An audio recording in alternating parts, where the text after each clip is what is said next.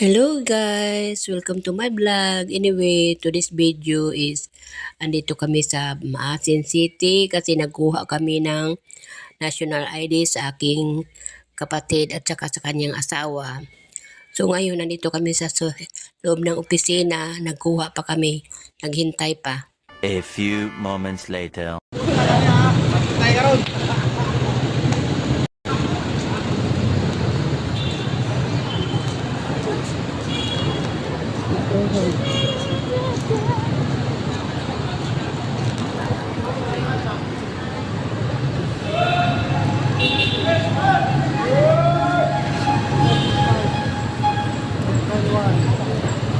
Direta man na.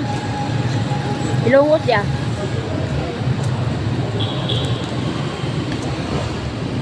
Napuno na. Ilungos. Baba, pulo, baba. Napuno na. Baba. Ilungos.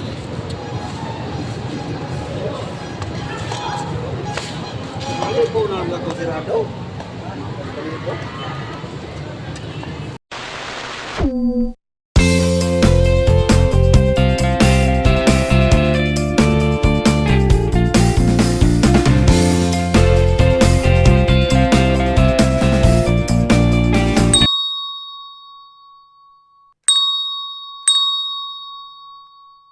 Later. Ngayon guys, naglalakbay na kami, nandito kami sa loob ng jeep. So, ang ginawa ko, nilagay ko sa may atip yung cellphone ko para makita lahat pati langit.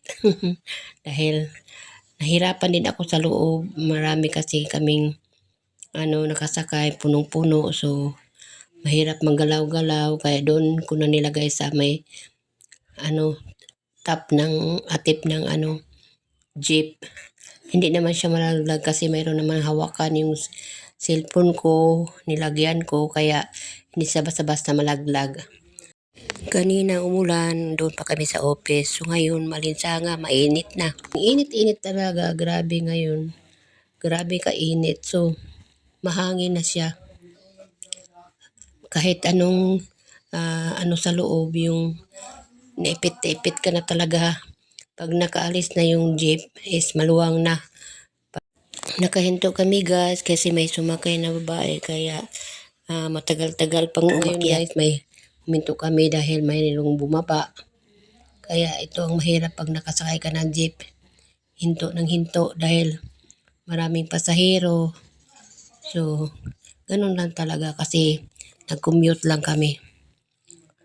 Tapos maggalaw pa naman yung cellphone ko dahil hirap na ako yung kamay ko doon nangalay, saka lagay doon sa may atip. So, ang tagal-tagal, mayroon namang bumaba ulit. Kaya kami nakahinto dahil nagbabayad pa yung babae sa driver.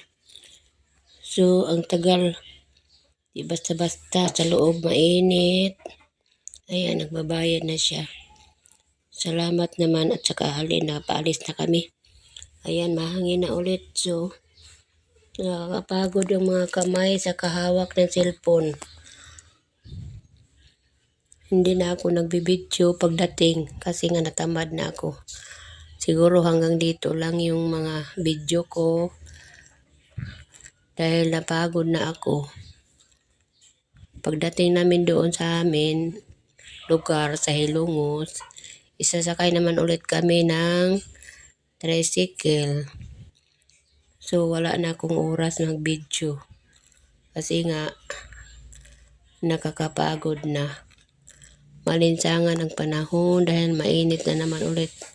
Maganda naman sana ang panahon. Wala nang ulan. Kanina umulan, ngayon wala na. So malinaw na ang langit. Blong-blong na.